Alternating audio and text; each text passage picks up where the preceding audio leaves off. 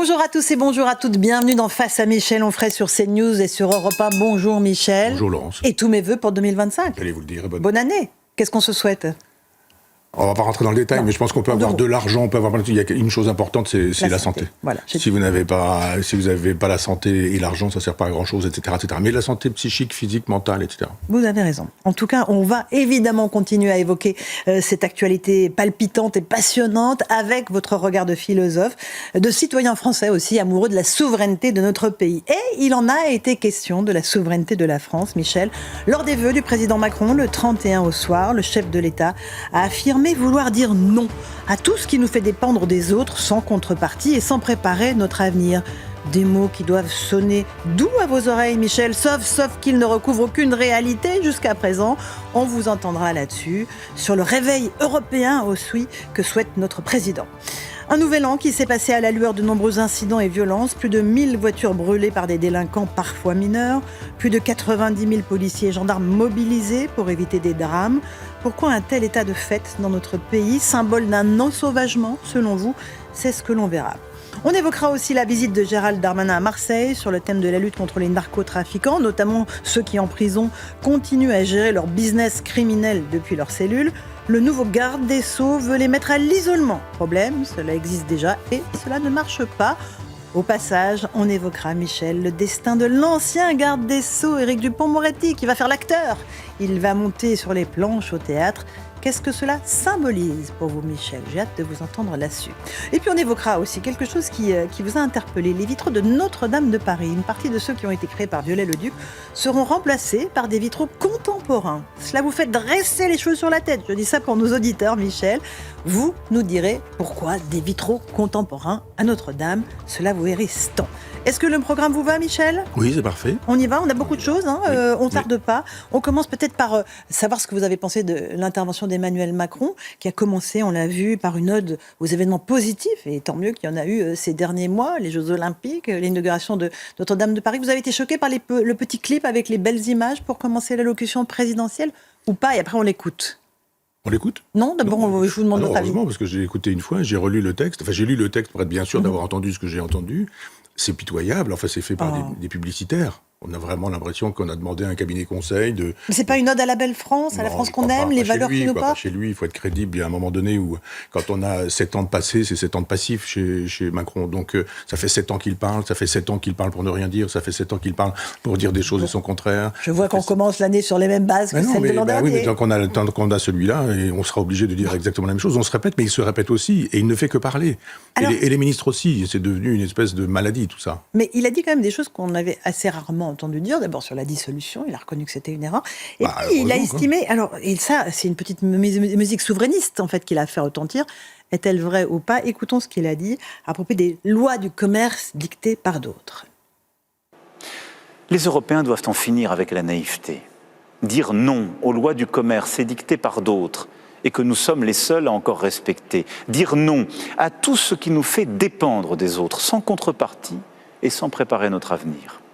À l'inverse, il nous faut le réveil européen, réveil scientifique, intellectuel, technologique, industriel, réveil agricole, énergétique et écologique.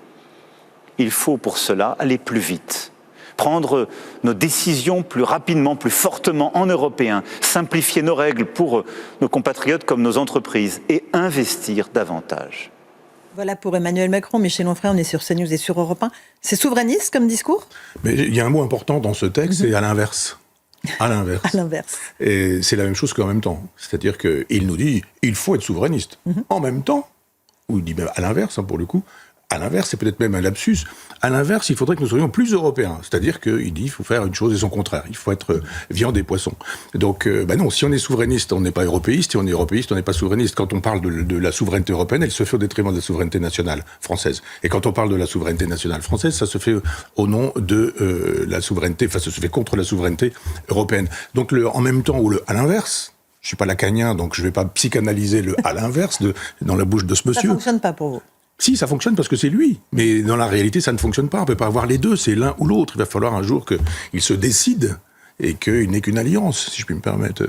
Alors, il a aussi, Michel Onfray, Emmanuel Macron déclaré qu'il demanderait aux Français de trancher des sujets déterminants en 2025, sous-entendant peut-être l'idée d'un référendum, ou pourquoi pas d'une consultation citoyenne.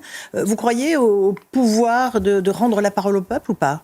D'abord, j'apprécie votre intelligence et votre sens de la nuance que pas beaucoup ont eu, parce que tout le monde a parlé de référendum.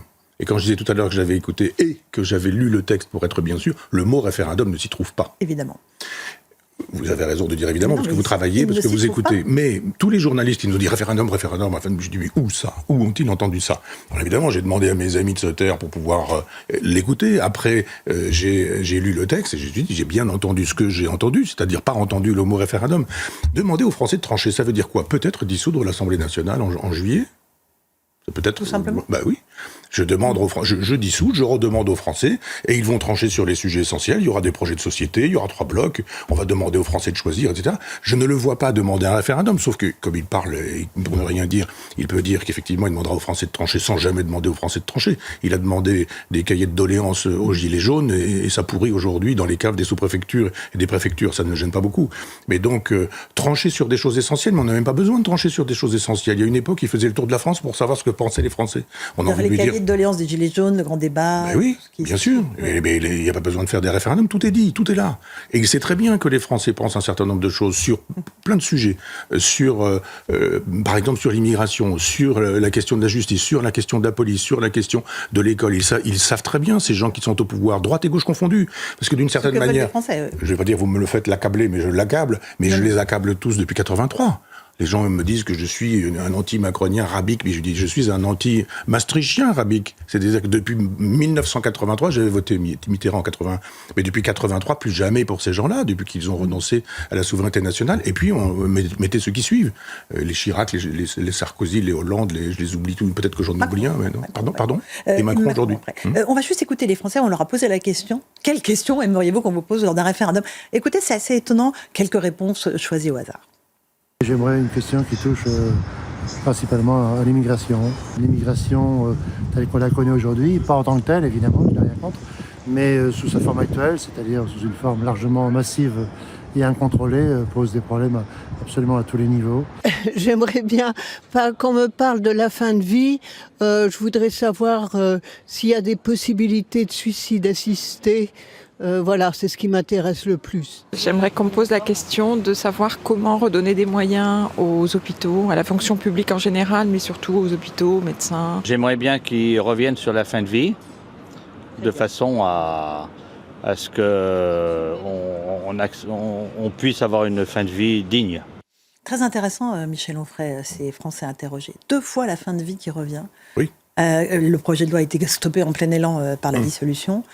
C'est des sujets fondamentaux, ça, évidemment. Alors, même une petite remarque de méthode, vous savez que les micro-trottoirs... Non, ils ne sont pas représentatifs, je l'ai dit. Non, ils sont représentatifs de ce qu'on veut dire ou faire dire. C'est-à-dire que là, vous prenez vraiment, 10 personnes et puis après, vous allez choisir des sujets. Bon, ça mis à part, question de méthode mise à part, c'est bien ce que je dis tout à l'heure, c'est-à-dire les gens savent un certain nombre de choses. Moi, je crois au peuple français et je crois qu'il faut solliciter le peuple français. Si la nation et le peuple français ne sont plus ceux qui décident, qui décide ?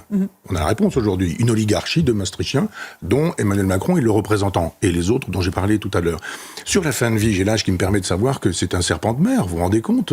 Ça va bientôt me concerner. Ceci dit, ça concerne tout le monde. Mais je veux dire que ça fait à peu près 50 ans qu'on entend parler de l'euthanasie. Alors on parle plus de l'euthanasie, parce qu'aujourd'hui, il y a plus de clochards, il y a des SDF, il y a plus de chômeurs, il y a des demandeurs d'emploi, il y a plus d'immigrés, mais il y a des migrants.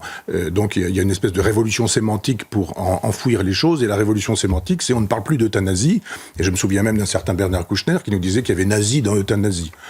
Donc évidemment, on est mal parti avec quelqu'un qui disait une chose pareille. Ceci dit, je retire ce que je dis, parce que je ne sais plus le contexte. Je ne sais pas s'il était pour ou s'il était contre, mais il avait effectivement fait ce rapprochement. Même pour le critiquer, c'était pas bien.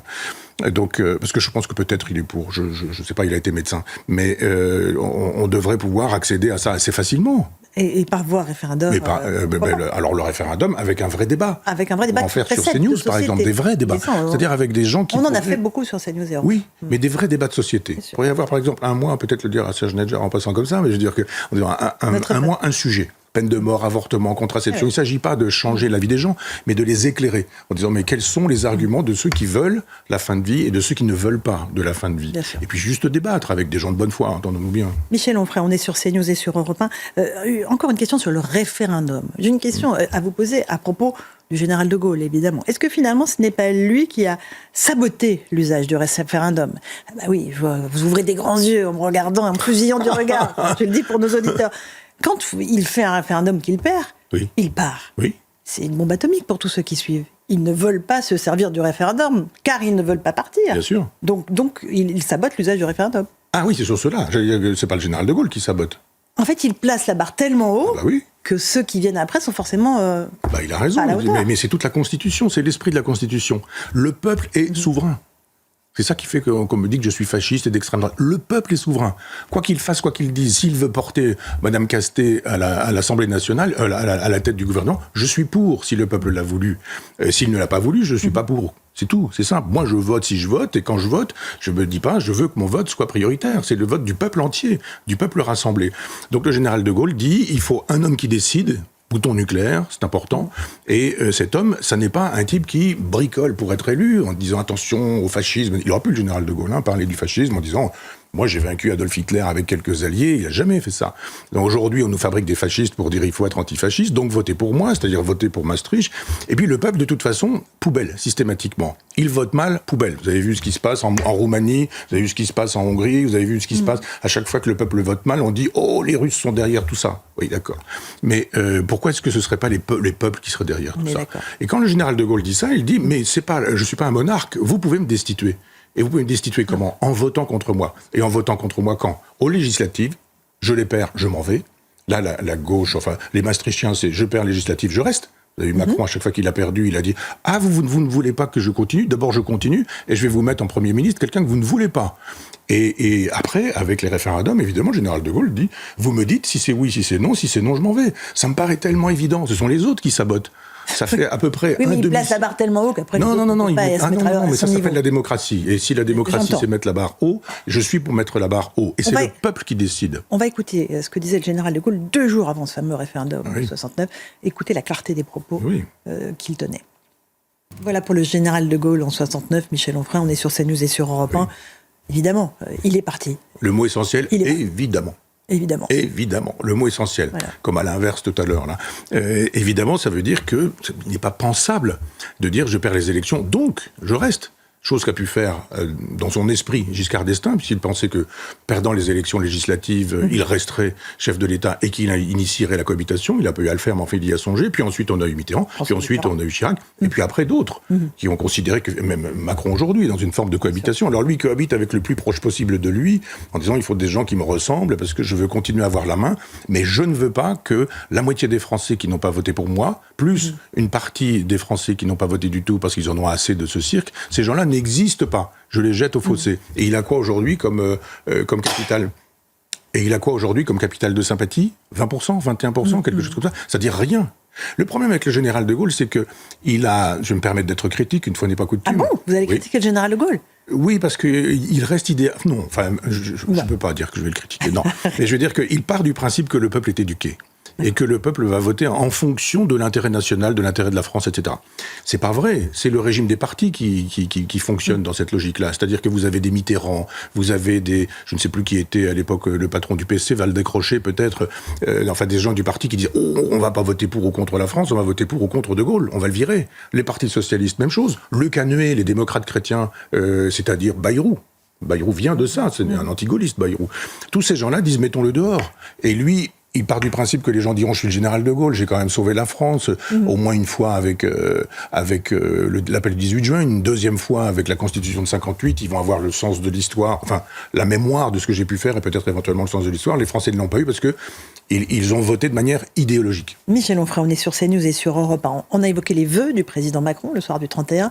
Cette même nuit, il y a eu une triste coutume, et j'ai même pas envie de dire coutume, parce que c'est absolument pas une tradition française, avec 1000 voitures brûlées, 90 000 membres des forces de l'ordre qui étaient mobilisés ce soir-là, qui devrait être un jour de fête et non pas de destruction, ce qui a pourtant été le cas. Juste pour mesurer la réalité de ce que ça veut dire de voir sa voiture brûlée, on va écouter le témoignage d'habitants d'Angers, ville absolument charmante, qui pourtant est en proie à la délinquance et à la violence à certains moments. Écoutez ces réactions d'habitants dont les voitures ont été incendiées, recueillies par Michael Chaillot. Ça fait 2 ans à peu près que je l'ai. Et quand je suis arrivé ce matin, j'étais vraiment dégoûté, quoi. Parce que j'économise, hein, j'ai un crédit dessus et puis ça me fait clairement chier. Je suis dégoûté au premier degré. Moi j'ai vu, je sais pas, il devait être vers 3h du matin, j'ai vu de la fumée, j'ai vu un camion pompier passer. C'est tout. Après, est-ce que c'est à cause des feux d'artifice ? Tout le monde galère, surtout avec l'époque de maintenant, tout le monde galère pour s'acheter une bonne voiture et puis on voit que ça finit comme ça. C'est triste. C'est pas normal. C'est pas normal, évidemment, Michel Onfray. Vous vous rendez compte ? Les gens simples, les gens modestes qui parlent là et qui nous disent « j'ai un crédit, il va se passer quoi ?» Et c'est une espèce de fête barbare annuelle. Tous les ans, on estime que 1000 voitures, c'est le chiffre. 14 juillet aussi, Halloween aussi, oui, désormais. Voilà. Et je me souviens d'ailleurs de quelques ministres de l'Intérieur qui disaient « Ah, cette année, 850. C'est quand même beaucoup moins. » Il y en a même qui ont arrêté de publier les chiffres. Oui, comme ça, si c'était encore mieux. pas. C'est-à-dire, on casse le thermomètre et il n'y a plus de maladie. Évidemment que c'est un problème, et que c'est pire qu'un problème. C'est-à-dire qu'il faut arrêter de croire que le peuple, il est dans ceux qui détruisent, dans ceux qui cassent, comme le pense par exemple la France Insoumise et le Nouveau Front Populaire, en disant il faut une espèce de peuple de substitution, et ce sont les racailles, les incendiaires, les black blocs, les délinquants, etc., un genou à terre pour le petit garçon dont j'ai oublié, qui était d'ailleurs pas un petit garçon, Naël, etc., etc. Mais le peuple là de base qui est là et qui dit mais moi je travaille, j'ai un crédit, qu'est-ce que je vais faire, j'ai besoin de ma voiture. Ce sont ceux d'ailleurs qu'on ennuie en disant elle date de quand votre voiture. Vous n'êtes pas riche, vous n'avez pas les moyens de vous acheter une voiture électrique, vous n'avez pas les moyens de vous acheter une voiture récente, voire une voiture neuve, et bien tant pis, vous allez casquer, vous allez raquer, vous n'allez plus pouvoir rentrer dans Paris. Là c'est une façon de dire vous n'entrez plus dans Paris, vous n'entrez plus dans les villes, restez dans vos campagnes. Ces gens, moi j'ai presque envie de pleurer quand je les entends dire ce qu'ils disent. Il va passer quoi pour ce garçon qui dit moi j'avais un crédit là-dessus. Qu'est-ce que vont faire les assurances ? Les assurances, la plupart du temps, ça assure pas grand-chose. Il faut pas vraiment avoir besoin de grand-chose pour solliciter les assureurs. Parce qu'après la foudre, vous étiez assuré pour le fait que la foudre puisse tomber, mais dans votre jardin, pas sur votre maison. Vous étiez assuré pour le fait qu'il y ait des inondations, mais au-delà de 20 cm, ça ne s'appelle plus une inondation, c'est une catastrophe naturelle. Or, la catastrophe naturelle n'a pas été décidée. On ne pourra hélas pas vous rembourser et ce genre de choses. Donc ce garçon, je pense que l'année commence mal pour lui, et puis d'autres. Au moins 1000 personnes, 1000 personnes, et au moins 2 ou 3 000 personnes, parce qu'il y a des parents, il y a des enfants, pourront pas emmener leurs enfants à il y a du l'école, travail qui ne pourra pas, etc. qui ne pourront pas aller au travail. Voilà. Michel Onfray, on va évoquer rapidement ce qui s'est passé aussi aux États-Unis avec cet attentat à la Nouvelle-Orléans qui a fait 14 morts selon un bilan provisoire, des dizaines de blessés. C'est un conducteur citoyen américain, ancien militaire, qui a pris une voiture qui est allée dans une rue extrêmement passante de la Nouvelle-Orléans et qui a provoqué un véritable massacre. Ça nous rappelle le sinistre attentat de Nice en 2007, du 14 juillet. Il y a un gros traumatisme dans la population américaine. On va écouter quelques témoins de la scène et puis se poser la question des États-Unis. Est-ce qu'ils n'ont pas baissé la garde en matière de terrorisme endogène et notamment terrorisme islamique ? Écoutons-les. On a entendu ce grincement et comme un moteur qui tourne. Et puis le bruit de cet énorme impact, les gens qui criaient, le bruit du métal qui s'écrase contre les débris, contre les corps. Je ne comprends pas. Pourquoi quelqu'un ferait ça à tous ces gens ? Il n'a aucun respect pour la vie. Je ne comprends pas comment un tel mal peut exister. Je suis tellement en colère. Voilà pour ces habitants de la Nouvelle-Orléans qui sont évidemment traumatisés. Michel Onfray, le terrorisme islamique frappe aux États-Unis puisque l'auteur des faits qui a été abattu par la police s'est réclamé de l'État islamique. Oui.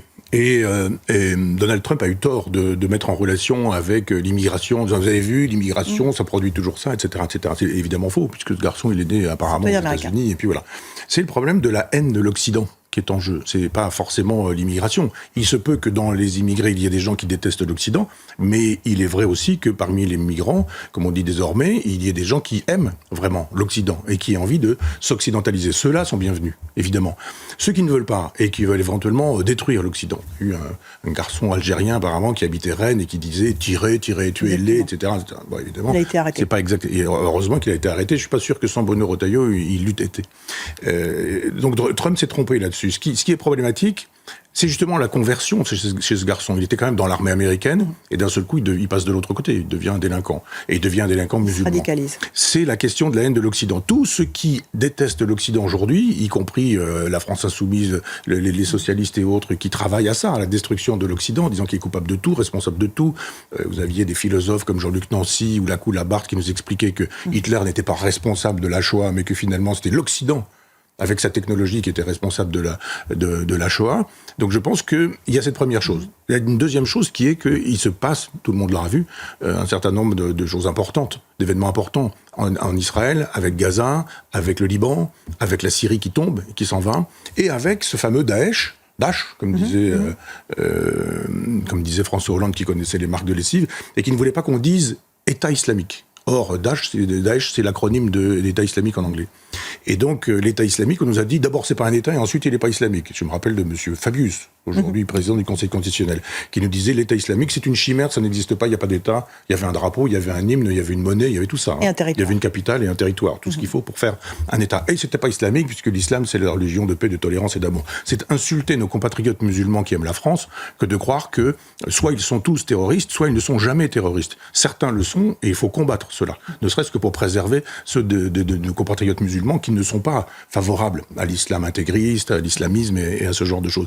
Donc comme tout bouge et que Biden s'en va, doucement, tranquillement, mais en faisant encore en balançant quelques boules puantes pour que ce soit difficile pour Trump, et que Trump arrive, il y a effectivement une autre politique étrangère de Donald Trump, notamment au Moyen-Orient. Il va se passer des choses. Quand Trump va arriver, ça va pas être calme comme c'était calme précédemment. Et puis il va y avoir des choses aussi en Syrie. Je pense que là on se dit ils sont sympathiques, gentils, sont des terroristes qui relèvent du fameux État islamique. En Ukraine aussi, il y aura aussi. Bien sûr, vous avez raison. Sur ce deuxième lieu, il va aussi se passer des choses. Et Trump va arriver sur ce sujet-là.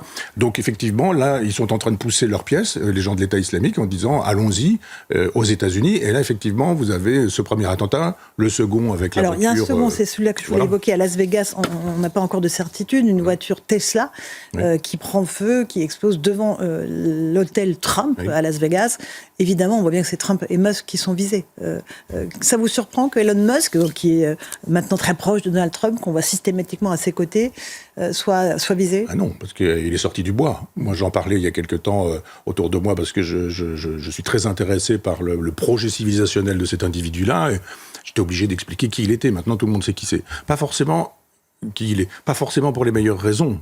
Parce qu'effectivement, il est devenu l'ami, le copain, le compagnon de route en politique de Donald Trump. Il ne peut pas lui-même, que je sache, être président de la République, puisqu'il est citoyen... Président des États-Unis. Président qu'est-ce que j'ai dit? De la République. Oui, vous avez raison.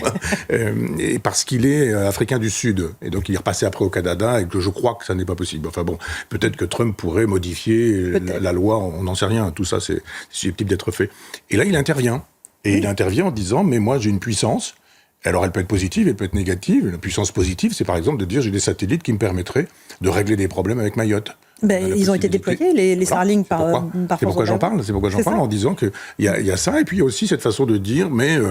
un certain nombre d'autres individus font du lobbying, et ben moi j'en fais aussi, y compris sur le terrain politique. Il intervient dans les élections en Grande-Bretagne, en Allemagne, en disant l'Allemagne. Très interventionniste.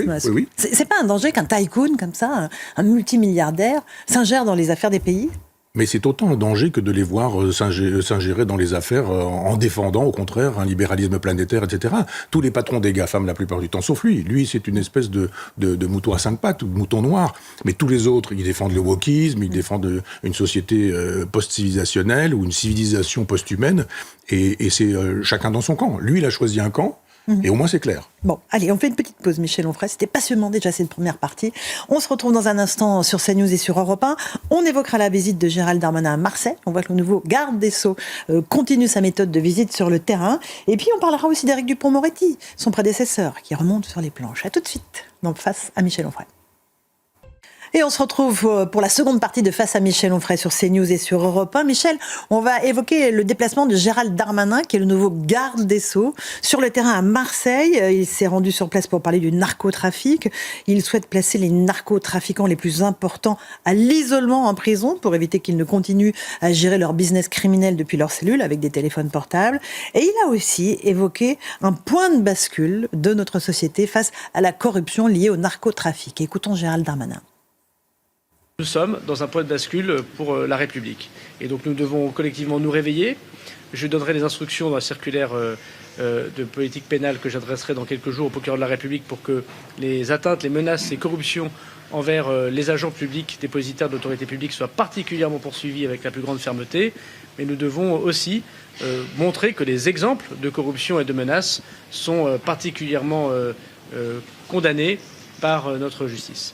Voilà pour Gérald Darmanin. Michel Onfray, vous pensez aussi qu'on a un point de bascule face à la corruption liée au narcotrafic ? Non, il n'y a pas un point de bascule. Il pense qu'il y a un point de bascule parce qu'il arrive, mais je veux dire que je ne vais pas dire que c'est vieux comme le monde, mais c'est vieux comme Badinter, je dirais. Il y avait une politique pénale avec Badinter, et notamment en relation avec Michel Foucault, et un livre qui s'appelait Surveiller et punir. Il faudrait déconstruire tout ça. Il y avait chez Foucault une espèce de pensée très, très idéale, très idéalisée, très idéaliste. Voilà quelqu'un qui a beaucoup écrit sur la prison et l'enfermement. Il n'a jamais mis les pieds dans une prison. Il le disait lui-même. Dans un livre qui est paru sur Michel Foucault et la Californie.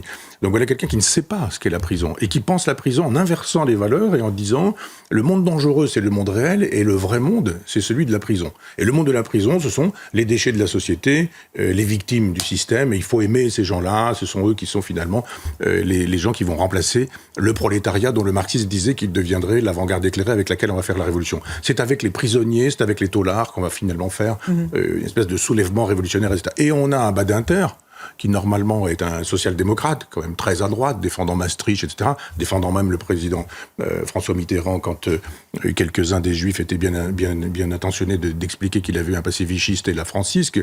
Et on se retrouve avec un Badinter qui a une espèce de théorie foucaldienne, c'est-à-dire issu de Michel Foucault, en disant c'est ça qui doit décider de ce que doit être notre politique carcérale, judiciaire, etc., etc. Personne n'a touché à ça intellectuellement.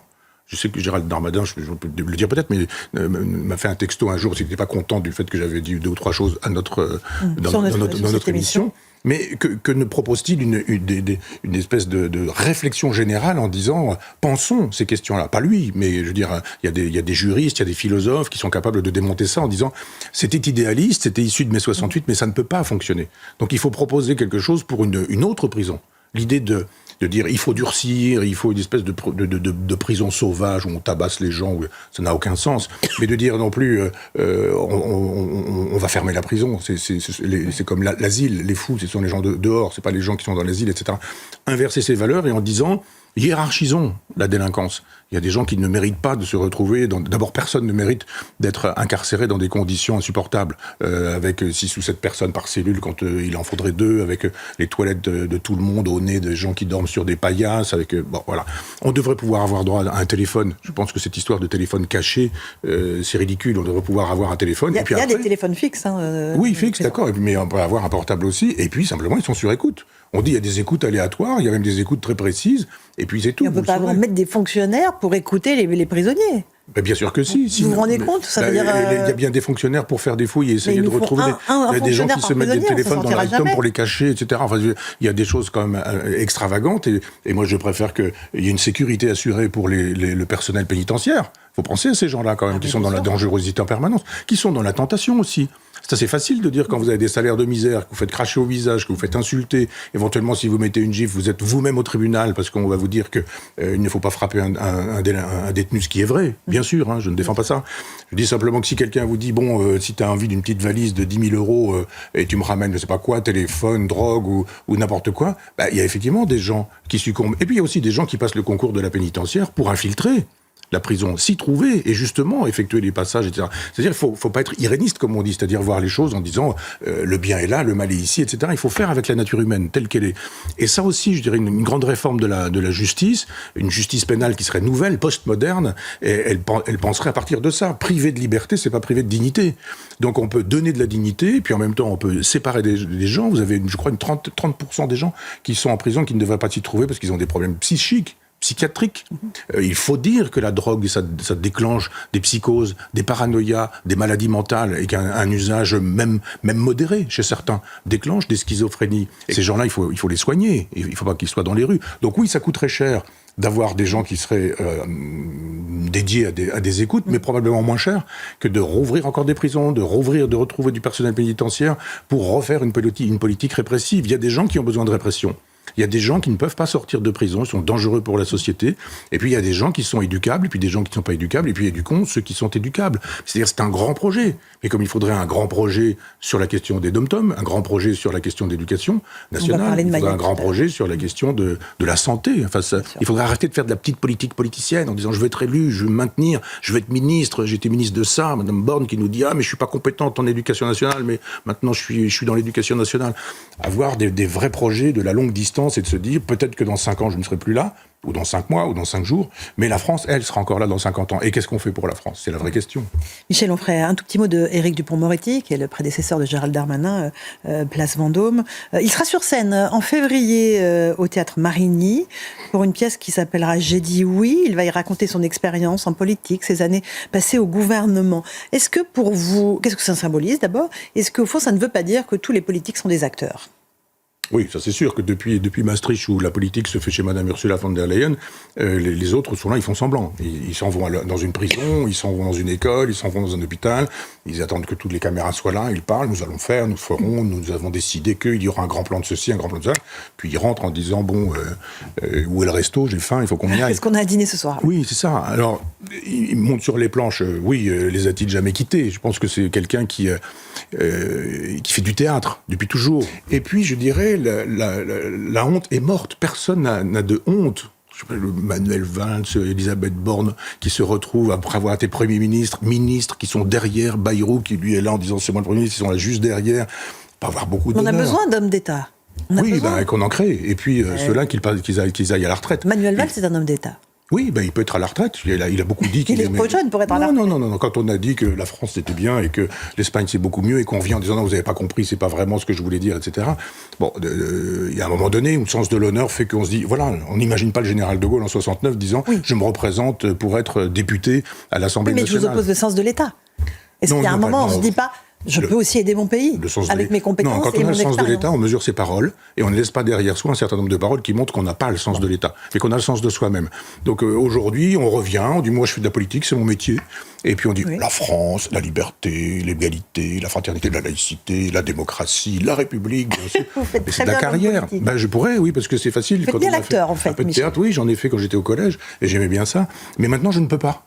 Par exemple, aujourd'hui, quand on me demande de dire, de jouer l'acteur, on me l'a proposé jadis dans un film, etc. Je dis, mais ça me tétaniserait. Je ne peux pas être un autre que moi-même.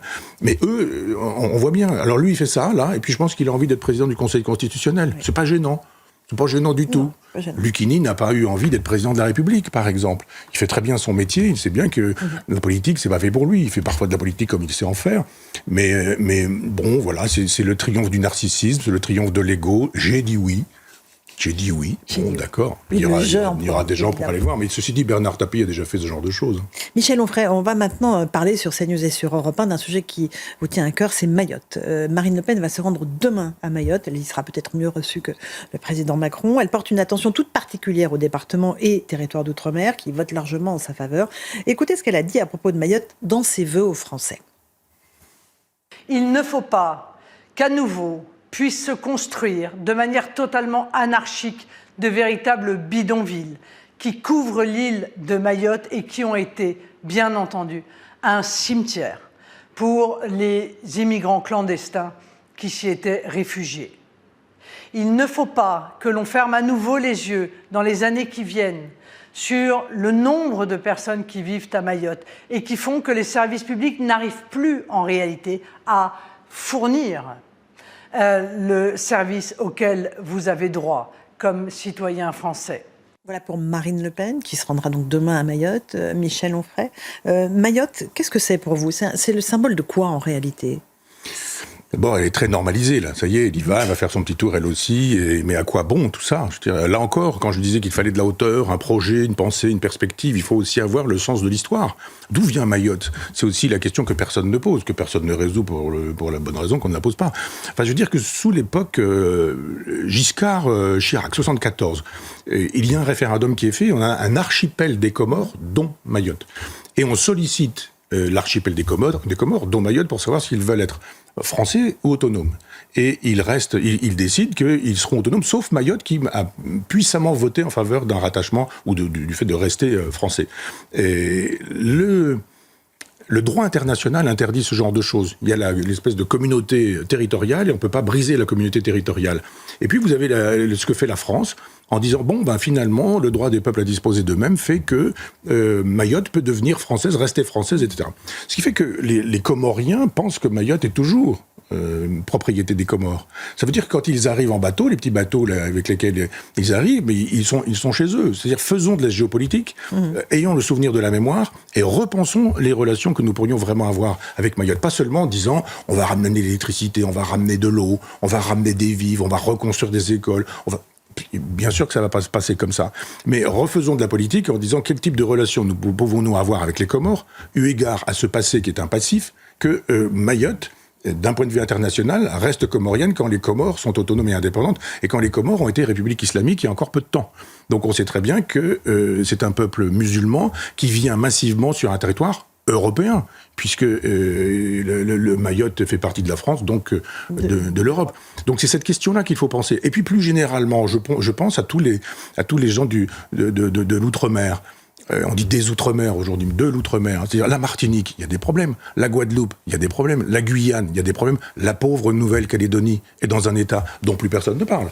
Les caméras étaient là parce qu'il y a eu un problème, il y a eu des morts, c'est détruit, c'est ravagé, l'île est totalement ravagée. Et qu'est-ce qu'on a? Des gens qui arrivent, qui se font voir et qui disent « Oh, ça va pas durer, on va être inflexible, et puis on va changer les choses, nous allons... » Pas de projet là-dessus non plus. Quelle relation pouvons-nous avoir aujourd'hui avec les territoires? Quel projet politique? Un vrai projet...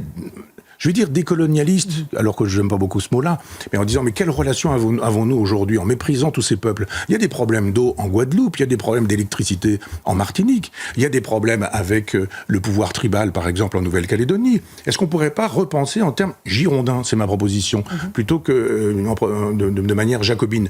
On doit pouvoir, indépendamment de l'électricité, ça c'est de l'intendance, et le général disait, l'intendance suivra. Et à l'évidence, je me suis dit, mais qu'est-ce que c'est que cette puissance française qui est incapable d'emmener des bateaux et d'apporter de l'eau. De l'eau, rien que de l'eau. On se dit, mais il ne s'agit pas de faire la guerre à l'Iran, il ne s'agit pas de faire la guerre à Poutine, quand je dis faire la guerre réellement. Avec nos armes. Il s'agit juste d'apporter de l'eau à des gens qui ont soif. On en est incapable. Et là, on est en train de nous dire, oui, d'ici 2 ans, nous allons faire... Voilà, une loi spéciale sera présentée. Oui, ils ont aujourd'hui le fantasme de la cathédrale de Paris, en disant Notre-Dame de Paris, on l'a reconstruite en 5 ans, on devrait être capable de ceci ou de cela. Ça a été l'occasion d'un grand raout mondain, l'inauguration de Notre-Dame de Paris. Enfin, il y a juste une leçon à prendre de Notre-Dame de Paris, c'est que si ça a fonctionné, c'est parce qu'on a fait un genre de juridiction d'exception pour Notre-Dame, en disant tout le bazar français. Eh ben ça marche. Qu'est-ce qui marche? La fin de la bureaucratie, la fin des fonctionnaires, la possibilité d'un Georges Lain qui décide et qui dit ce sera comme ça va se passer comme ceci, la possibilité de dire allez-y, foncez, il faudra que, nous avons un objectif. L'objectif c'est dans 5 ans on inaugure, puis après il y a tous les gens qui ont inauguré, etc. Mais ça veut dire effectivement qu'il faut une révolution. On n'a pas écrit un livre qui s'appelait Révolution, Monsieur Macron, avant d'arriver au pouvoir? Absolument. Alors qu'il a fait cette révolution, et la vraie révolution ce serait de dire allez, on va calmer le jeu, et maintenant tout ce qui est bureaucratie, fonctionnaires, je défends les fonctionnaires. Simplement, quand on nous dit, mais les fonctionnaires font un travail de bureaucratie, on les contraint à faire des choses inutiles. Moi, j'ai des amis qui sont dans des CHU et qui travaillent, mais ils sont chirurgiens, ils me disent, mais on remplit de la paperasserie, c'est pas possible. Donc, s'il y avait vraiment un désir de changer les choses sur le terrain de la justice, de l'école, etc., et des relations avec les pays d'outre-mer, avec lesquels on peut faire des choses magnifiques. Regardez ce qui se passe à La Réunion. Il y a des choses à dire aussi sur La Réunion. Pourquoi ça se passe bien à La Réunion? Parce qu'il n'y avait pas de peuple endogène. Quand les colons sont arrivés, il y avait des animaux, du dodo par exemple qui a disparu, mais personne, tout le monde est arrivé et tout le monde s'entend très bien. Vous avez une mosquée par exemple à Saint-Denis et ça se passe très bien le rapport avec l'islam, avec les musulmans, avec toutes les communautés qui viennent d'Inde, etc. Prenons exemple sur la Réunion. Ça marche bien La Réunion. Très bon exemple. On parle d'administration, on parle de contraintes qui pèsent sur les administrés. Parlons un tout petit peu des ZFE. Vous savez ce que c'est, ces zones à faible émission qui sont entrées en vigueur là au 1er janvier dans toutes les villes de plus de 150 000 habitants. C'est-à-dire que vous ne pourrez pas accéder au centre-ville de ces villes-là si vous n'avez pas la vignette critère R3, ce qui veut dire des voitures utilisées diesel immatriculées avant 2011 et essence avant 2006. C'est assez ubuesque. Alexandre Jardin, écrivain, a poussé un coup de gueule il y a quelques jours sur CNews. Écoutez ce qu'il a à dire. Je pense que vous allez aussi avoir envie de répondre. Dans le village à côté, derrière moi, je parlais avec un homme qui me dit à partir du 1er janvier, je ne peux plus aller chercher mes enfants. Il a divorcé, ses enfants sont avec leur mère. dans une ville à laquelle il ne peut plus accéder à partir du 1er janvier avec sa voiture. On est dans un département pauvre où personne ne peut mettre 28 000 € pour acheter une UR5 électrique. Ça n'existe pas. Donc, on se rend compte qu'il y a un vrai problème de dignité. On est en train de fabriquer des gueux, des manants, qui n'ont plus accès au centre-ville réservé à ceux qui peuvent payer. On ne peut pas avoir deux types de citoyens. On doit revenir à un esprit de république. Et ces lois, l'écologisme est en train de déraper, de complètement déraper. Il y a une forme d'indignité. Donc vraiment, on va demander poliment aux policiers de ne pas verbaliser les gens qui n'ont pas la bonne vignette. Voilà Michel Onfray pour ce coup de gueule d'Alexandre Jardin. Il fait référence à la loi du 22 août 2021 sur la lutte contre le dérèglement climatique. Vous partagez son coup de gueule ou pas ? Oui, sauf qu'on ne va pas demander gentiment aux policiers, c'est pas comme ça que ça se passe. Vous avez un flicage avec des caméras de surveillance qui font que vous avez le numéro, ça part à la préfecture, et puis un jour vous recevez un papier et dans votre boîte aux lettres, parce que là l'État sait vous retrouver, il vous dit voilà, vous n'aviez pas le droit, et bien vous payez parce que vous êtes entré, puis quand vous êtes rentré, il faut bien sortir, donc vous payez aussi parce que vous êtes sorti. Vous avez donc 2 amendes, et donc on ne peut pas demander gentiment aux policiers, ça ne pourra pas se passer comme ça. Il y a plein de choses qui sont dites dans cette histoire. C'est d'abord l'usage de la voiture comme d'une espèce de vache à lait. Les taxes, c'est incroyable. Ça rappelle les gilets jaunes. Hein. Mais bien sûr. Mais complètement, vous avez raison. Carburant. Mais c'est incroyable ce que les gens simples et modestes, parce qu'on dit parfois, on me dit oui, mais enfin, il y a plein de gens qui ne paient pas d'impôts. Je dis tout le monde paie des impôts en France. Tout le monde ne paie pas d'impôts sur le revenu. Mais quand vous achetez une voiture, quand vous payez des taxes, quand vous achetez de l'essence, vous payez des taxes. Quand vous payez l'assurance, la vignette, la TVA. Ce que vous avez à payer, il n'y a plus de vignette, je crois. Mais vous payez à chaque fois des taxes. Et là, on vous dit ah, mais vous êtes vieux, vous êtes pas vieux peut-être, mais vous avez une vieille bagnole, et donc vous n'avez pas le droit d'utiliser cette voiture. Si vous l'utilisez, c'est à vos risques et périls, 138 €, je crois, pour un aller-retour d'amende. Mais qu'est-ce qui est fait de cet argent ? Que fait Madame Hidalgo, par exemple, quand elle s'en va avec toute son équipe pour aller prétendument voir à quoi ressemblent les vagues à Tahiti au moment des Jeux Olympiques, pour préparer les Jeux Olympiques ? Où était la trace carbone dans ces cas-là ? Moi, j'ai rencontré souvent José Bové dans les aéroports. C'est drôle, tous ces gens qui font des voyages en avion en permanence et qui estiment qu'il faut faire attention à la planète et qu'il faut faire attention à la taxe carbone. Il y a 400 personnes qui s'occupent de la communication de Madame Hidalgo à Paris. Combien ça coûte tout ça ? Donc on tape toujours sur les mêmes. Mais c'est toujours. Et puis les pauvres, ils ne peuvent pas faire autrement. Quand je dis les pauvres, c'est au sens réel du terme. Les gens simples et les gens modestes qui n'ont pas beaucoup d'argent, ils n'ont pas le choix. Qu'est-ce qu'ils vont faire ? Ils vont dire je ne peux pas. C'est ce que dit Alexandre Jardin. Je ne peux pas aller dans la ville qui me taxera parce que j'ai pas les moyens en rentrant de dire t'as une prune de 135 €. C'est pas possible. Donc là encore, on tape encore sur le peuple, sur les gens simples, sur les gens modestes. Alors qu'il y a un certain nombre de gens, par exemple, qui disposent de jets privés, qui utilisent des avions en première classe régulièrement pour juste aller faire un petit tour ici, là ou ailleurs, un week-end. Je n'interdis pas ça, je ne serais pas du genre à interdire, mais peut-être que plutôt que d'augmenter tous les billets d'avion, y compris les gens qui ont passé leur vie à travailler et qui vont passer peut-être Noël en famille au Maroc parce qu'ils veulent emmener leurs petits-enfants, je ne sais quoi, en leur disant « Ah, mais ces gens-là sont des pollueurs, etc. » Tous les footballeurs qui ont des jets privés, etc. Là, il n'y a aucun problème. C'est-à-dire c'est vraiment suivant que vous serez puissant ou misérable, les jugements de cour vous rendront blanc ou noir, pour le dire comme La Fontaine. Il y a des gens qui ont le droit de polluer. Et puis des gens qui n'ont pas le droit de polluer. Et puis il y a même des gens qui achètent le droit de polluer. Parce qu'évidemment, ils ont les moyens de se payer la pollution de la planète. Là, pour le coup, ceux qui payent le droit de polluer, on n'estime pas qu'ils polluent. C'est pas pareil. Quand vous avez payé et acheté à des pays, il y a des pays qui vendent leur quota de pollution à d'autres pays qui en ont les moyens. Vous vous rendez compte ? C'est pas du tout une affaire de défense de la planète. C'est une affaire de taxes, c'est une affaire d'argent. C'est l'occasion d'aller étrangler les plus simples, les plus modestes, les plus pauvres, qui de toute façon ne peuvent pas faire autrement que sans leur voiture. Payer. C'est comme les gilets jaunes. Ça peut être le ferment d'une révolte. Rappelez-vous, Jacqueline Moreau, quand elle a démarré en faisant une vidéo avec son téléphone portable dans sa voiture, c'était ça. C'était le coût de l'essence. C'était pour d'autres le coût c'était au moment de novembre, c'était la possibilité ou non d'acheter des jouets à ses enfants. Les révolutions ne se font jamais avec des grands principes. Vous savez, c'est 1789, ça ne se fait pas avec Rousseau, Robespierre, etc. Ça se fait avec la pauvreté et la misère. Un dernier mot, parce que j'ai parlé tout à l'heure dans le sommaire quand même des vitraux de Notre-Dame. Il nous reste très peu de temps, Michel. Mais alors pourquoi est-ce que vous êtes hérissé ? Parce qu'on va mettre des vitraux contemporains dans Notre-Dame de Paris. Vous aimez l'art contemporain, vous êtes un fou d'art contemporain, vous favorisez les artistes contemporains. Pourquoi vous vous dites non ? Mais non, mais parce que que cette dame fasse ses vitraux. D'ailleurs, elle est très amie de gens qui sont amis d'Emmanuel Macron. C'est une artiste. Oui, mais c'est vrai. Il passe au-dessus de la tête, Emmanuel Macron, des procédures habituelles pour désigner une personne qui pourrait travailler. Comme par hasard, tout ça sans le copinage. Enfin, peu importe, Sur le c'est pas principe. sujet. Sur le principe, Il nous reste on peu ne de temps. défait pas, on ne détruit pas une œuvre d'art, ça s'appelle être un barbare, c'est-à-dire des vitraux de Viollet-le-Duc, au nom d'une autre œuvre. Moi, j'aime beaucoup cette artiste, et ce qu'elle fait est très intéressant. Et qu'on lui permette d'exposer ailleurs. Mais pourquoi déposer des vitraux qui existent, c'est-à-dire détruire une œuvre d'art, pour faire une œuvre d'art dont le paradoxe est, je trouve ça quand même extraordinaire, qu'il s'agit dans cette nouvelle œuvre d'art de faire quoi ? De rendre hommage à Viollet-le-Duc. D'accord. Formidable, C'est vrai que la c'est assez perversion. paradoxal. Michel. C'est ce paradoxe que j'attaque, c'est cette façon pas l'art de contemporain. détruire les œuvres de Viollet-le-Duc. C'est pas l'art contemporain, au contraire, je suis heureux Je sais que vous êtes un amoureux de l'art qu'il y ait contemporain. des jeunes femmes artistes qui fassent des...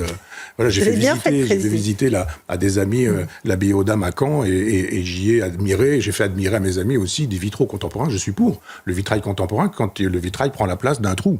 Merci. Et pas d'une œuvre d'art. Merci mon cher Michel Onfray. C'est On bon, vous retrouve dans le JD News de cette semaine. Et oui, découvre. vous êtes à la couverture, regardez, hop, je le montre et je le dis à nos auditeurs, ce qu'ils attendent pour 2025. Vous êtes en bonne compagnie avec Philippe Devilliers, Pascal Pro, Sonia Marouk et Christine Kelly. Je signale aussi le TV Magazine avec un certain nombre de jeunes talents de la télévision, dont Elliot Deval, que nous saluons, notre ami, le Figaro Madame, parce qu'il faut toujours citer plusieurs magazines, et Front Populaire, le choc des civilisations. Merci Michel. Merci d'avoir cité Front Superbe Populaire. première Merci à émission vous. de l'année. On se retrouve la semaine prochaine sur CNews et sur Europe 1.